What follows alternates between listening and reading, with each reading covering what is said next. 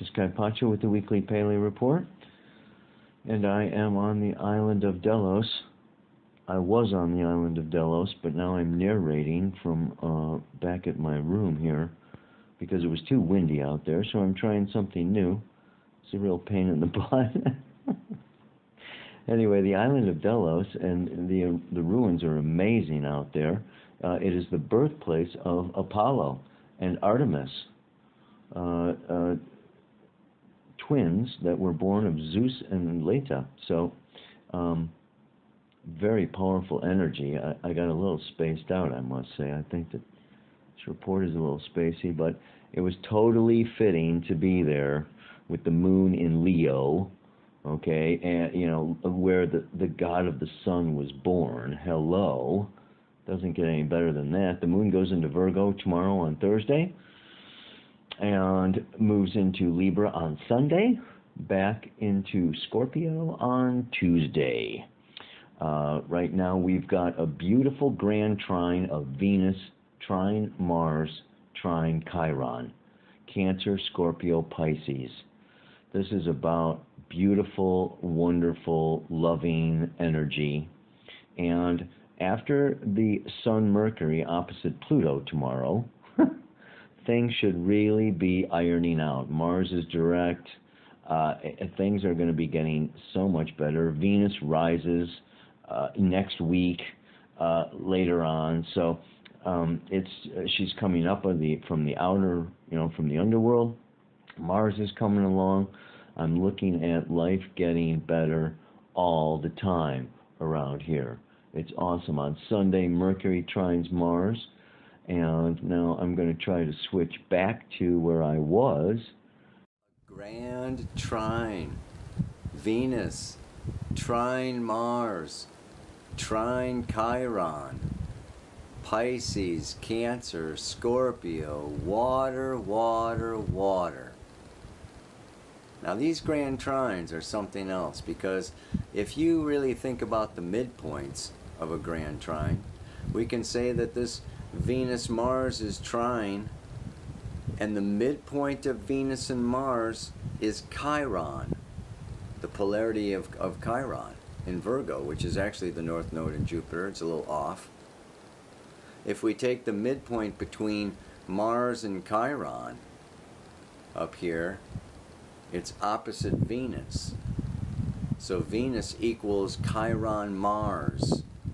Chiron equals Venus-Mars, and Mars equals Venus-Chiron. If you consider these midpoints, a trine is an easy, smooth, flowing exchange of energy, but when you come to a grand trine, these polarity points and midpoints of these planets, they create this oppositional character that is really, they're far more transformative. Yes, when you put that third point in there, the Trinity, the law of three comes into play. And, just looking at this and with what's going on these days, I could say that in general, humanity and, planet Earth is in a relationship crisis. I would say it's almost epidemic proportions of people having a challenging, difficult time either finding a relationship that they can sink themselves into, or maintaining a relationship that they have sunk themselves into. We have this evolution of this age of Aquarius, Uranus moving through the sign of Aries, which is the sign of independence, narcissistic self-orientation. Yeah, 2011 to 2018, we're all wanting our freedom and our space and our independence, and the old notions, the old ways of the patriarchy, of the old paradigm, of submitting to the other, and it's all about the kids, and we're finding these financial reasons. We have to stay together because of finances, or we have to stay together because of the kids, or we have to stay together because of the family pressure or the social pressure. It's like there's so many evolutions opening for each one of us to come more and more into our unique self-expression, which is so perfect, powerful for being here on, on Delos, where Apollo was born. The sun is the ruler of Leo, yes, and the moon is moving through Leo now, and this Leo is, self-expression and my creativity. And Leo is also another self-oriented, narcissistic sign, finding its truth within itself and expressing that outwardly, like the sun. Yes, the sun is in itself the truth. And this is like so super powerful now with Saturn moving through Sagittarius, having to be the sign of truth, and we're finding this truth so much more and more and more within ourselves. It's just a big question of what the future holds, because, and this is what Scorpio reminds us of, Mars moving through Scorpio, Black Moon Lilith moving through Scorpio, is that there is only so much you can do alone. That's Taurus, self-sufficiency, which leads to stagnation and limitation, not being able to connect or relate or merge with forces outside of itself, leads to death. Uh-oh, boat's leaving. I may be lost forever on the island of Delos. If I don't return and there's no more Paley reports, I have joined Apollo and Artemis. Brother and sister, twins, born at the same time. Anyway, where was I? Yeah, I think this time period of this readjustment of the masculine and the feminine, of the end of the patriarchy, but not a return to the matriarchy, is, just lifting up this whole, the gender selections and the, and what's going on, with all of the masculine, feminine, the gay liberation movement. I'm here staying on Mykonos. It's a very powerful island here off the coast of Greece, and there's a very large gay population. And there's just so much experimentation, and there's so much self-orientation. Everybody's got their selfies, and it's just like there's like this, more and more, whether it's Eris, which is actually, Eris is square Venus, yes, and in conjunct Mars right now, even for this trine. But, I think what I'm coming to is obviously the mantra.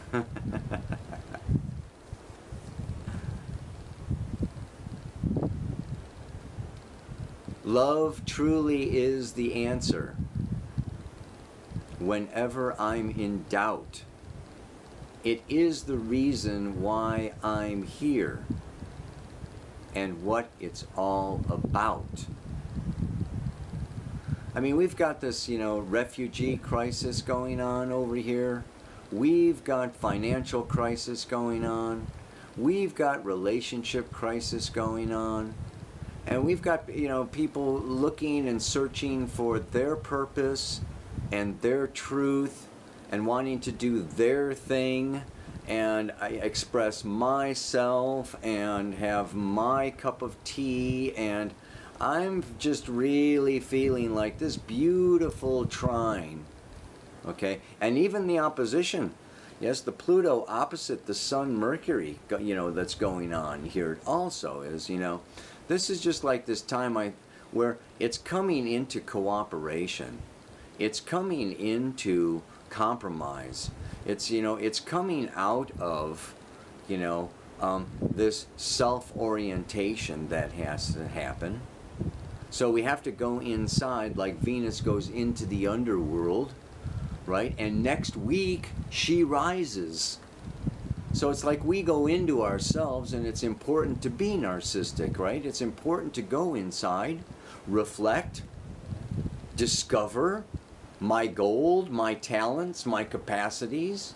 And now, after this new moon, right, this moon is in Leo now, right? And then the moon moves into Virgo and Libra, and we have our, our first quarter square moon coming up. And it's like, take what you've found, take what you've discovered, okay, and bring it out through Leo and express it, shine, play, have fun.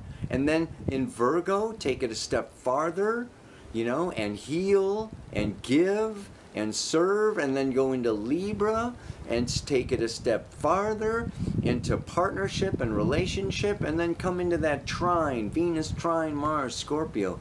Deep connection, deep intimacy that requires, in a way, a death of my self, my orientation into we. The death of I merges into we. And then this, out of the we comes the Sagittarius, right? Which is the truth and the meaning and a higher purpose. The Holy Grail comes, after we surrender, and Cheiron was one who surrendered, okay, himself to go into the underworld and gained celestial immortality. So this, this healing process of Cheiron in this grand trine with Venus and Mars, to me, is just this sense of, it's in a way lowering the bar of our relationships, of our expectations, okay, and really, coming into a greater place of tolerance for chaos, tolerance for diversity, tolerance, in our partnership for, alternative pathways. And I really do feel that the future depends on it. I mean, the amazing thing, biologically, physiologically, we are designed to need each other. I mean, it's a setup. Men need women, women need men, or there are no children. Yeah. And it's really, if we look at this, it's important, yeah, for, this future generations, future of our planet, and the pathway that astrology gives us, at this time, is these evolutionary stages, move and move and move and move. And it's basically that the masculine, Mars, needs to soften, get in touch with its emotions, its feelings, its inner place, and its, its feminine nature, and then return back into that phallus, strength, pillar, that witness, that support, that's like the columns for the temple that holds space for the feminine, whether it's the Medusa or the snake energy or the scorpion energy. It's just like there, solid, committed, dependable. Yeah, to witness the feminine, to help draw the feminine out of herself. And for the feminine, it's to discover that power, that masculine, yes, that drive, that passion, that ability to assert and stand strong and for itself and not be suppressed or stepped on or not paid as much or not recognized or treated with dignity. In a way, toughen up and then return back, yes, because it's like so important for this feminine energy to open and to be soft and to allow itself. It's like the masculine really depends upon the feminine, yes, to fully realize its power, its strength. It needs to be honored and lifted and respected and adored. And when that doesn't happen, maybe that didn't happen so much in the matriarchy. Well, that's when the masculine gets angry. It's like, you're not giving me, you're not giving to me. And we can come up with all kinds of reasons why. Because if the masculine has been too softened, it's unreliable and not dependable and untrustworthy, so the feminine's not going to, really respect it, adore it, look up to it. So this is like, as the masculine, softens but then comes back into its strength and power, then the feminine can trust. And this is just like so beautiful with Venus rising. Next week she rises. Yes? After 40 days in the underworld, it's like we have gone in and Mars has gone retrograde, and now it's direct and we're moving forward. And so it's also this, kind of dynamic of this moving forward.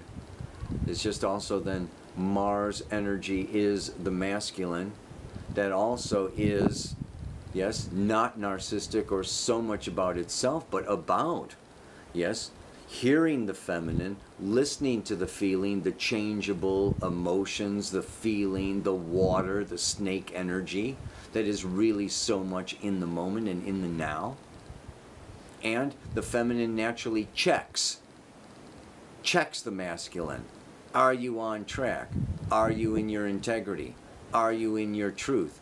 Can I continue to trust you? Can I continue to soften, open, accept, allow, relax, so that, this alchemy can happen between us? Or are you going to go flaky, or are you going to go wishy-washy, or are you going to back off, or whatever? So the feminine is naturally checking, and the masculine needs to not be threatened or scared or shut down or, angry at that natural instinctive questioning, and come and move towards and witness and stand there in that strength. Answer the questions. Stick around. Stick around. A big thing is just sticking around. Scorpio is a fixed sign, and this Mars is really sticking around in Scorpio. So we've been through this kind of year of purification. Like I say, this is January. Is when Mars came forward, into Scorpio, and we've had all kinds of shifts and changes. It went retrograde later on in the year. Saturn came forward and went retrograde, and we've had this kind of setting out, new vision, new start, and then setbacks, challenges, questions, doubts, and now Mars is moving forward, and it's like we've come around the corner, we've come around the bend. I don't know if I did it last year, but last week I talked about, the car going on a trip. We set off on that trip in January, and it was around April or, March, April, that we ran out of gas in the middle of the desert. And now we go back, Mars goes back to the gas station.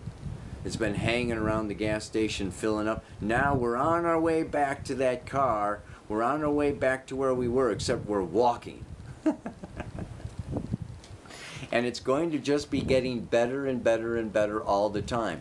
There's going, a lot of these challenges after this week, really, Wednesday, Thursday, Friday, okay, the Sun, Mercury opposite Pluto is still this kind of a dynamic, where we're being tested and we're being checked. What are you in this for? Are you in this for love, or are you in this for security? Are you in this for money?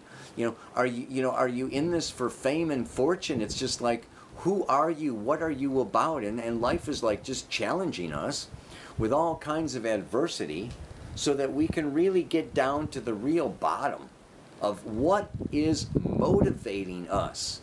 Scorpio is about what is motivating me to be in this relationship, to be in this job, to keep doing this, that I have been doing, or to set off in a new direction.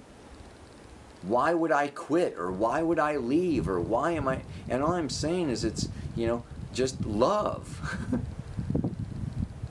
What would love do? What is love asking?